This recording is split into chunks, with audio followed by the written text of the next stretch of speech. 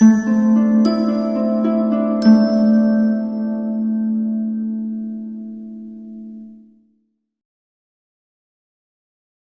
Hancock, Interim Chairman. The last couple of months have been a bit of a whirlwind for Grimsby table tennis and also for the rest of the world.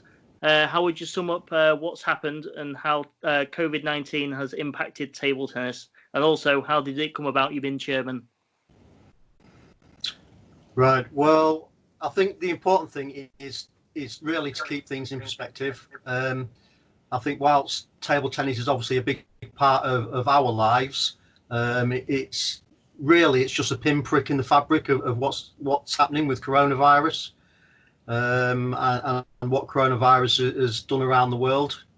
And whilst I'd rather be down the club having a knock, I think it's important that we all do our bit and stay at home where we possibly can.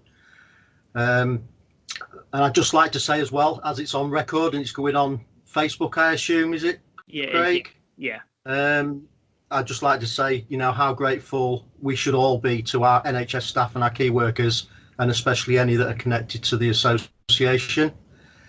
As becoming interim chairman, without going into too much detail, I was, after what had happened with the previous committee, I was asked if I would stand in, because basically without a committee, there's no table tennis in Grimsby. And I, for one, am not prepared to let that happen. So I put myself forward.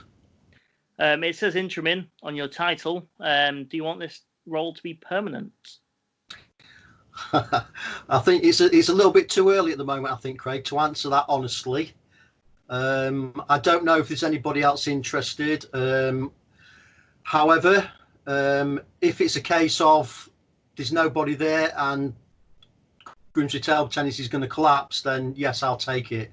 I honestly don't know at the moment, because like I say, I've chaired 2 meetings. One of them was a video call. I don't know the ins and outs of it really, so I'm going to take a 5 on that one and see what happens in the future. Fair enough. I came back from 6 years off last July and find that you're still topping the averages and winning almost everything still. What has made you able to compete at the very, very top for over 25 years, would you say? Just being able to adapt to the changes in the game, I think, Craig. I had a little bit of time off myself, and when I came back, there were people like Sean Ward on the scene, and I had to change my game to be able to at least give him a game and stay with him. So I practiced a lot. I took a lot on board from John Bray when I went to his coaching sessions, and I learned what people of the time were doing, and I took that on board and adapted it so that I could compete. You first won the mixed doubles back in 91-92 with Cash Fisher, which was your first individual title from my record anyway. Do you feel there's much difference between then and now? There's a lot of difference between them and now, especially in Grimsby, because if you look back at the records of who was winning titles at that time, you'll see that there was a lot of really good defenders like Matt Sheeder and Brian Allison were winning the titles. So it was more of a defensive game in Grimsby at that point.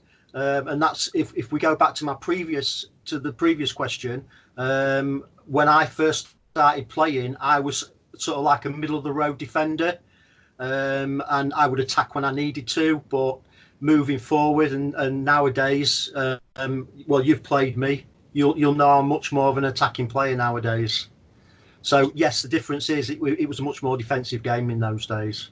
Yeah, just a little bit more attacking now. Your first individual championship came 27 years ago, to make you feel a little bit old. Well, 26 years ago, actually. Cheers, Craig. No problem. The first of 10, which puts you on top ahead of the legendary Matt Sheeder. But do you have one eye over your shoulder on your teammate, Sean Ward? I've always had one eye over my shoulder on my teammate, Sean Ward. I have no doubts. I mean, Sean's a great player. You know the lad.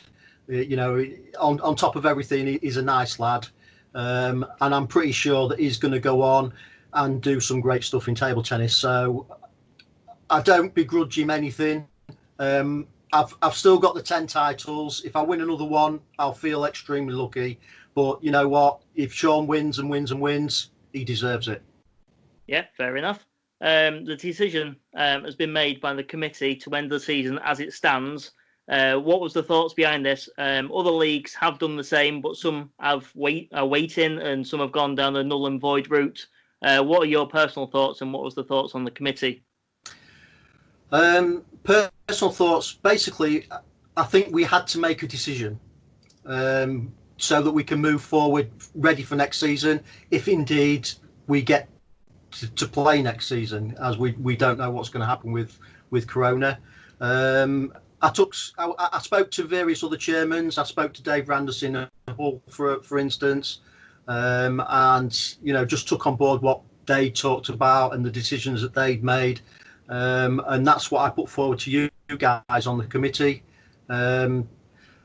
We just had to make a decision. We needed to know where we was and what we were going to do moving forward. And do you think that was the right decision? Yes. Yeah, I think if we'd left it open, as I say, we don't know what's going to happen with Corona. We could have left it open and it could have gone on and on and on, and we would have found ourselves struggling towards the beginning of next season to even put it together. So yeah, I think we made the right decision. And even if there are some people who would say it was the wrong decision, then I'm sorry, but I can't please. We on the committee can't please everybody. No, we certainly can't. Going forward, no one knows exactly what's going to happen, but how difficult is it going to be to try and plan anything from, obviously, like the presentation to the whole of next season? It's going to be certainly a difficult task. Absolutely. And again, like I've said, we don't know what's going to happen with Corona. We've already had to postpone the presentation evening to sometime in September. And even then, you've got to think about things like what we've spoken about on the committee, whether we can have finger food, whether it has to be cooked food, so on and so forth at the presentation evening.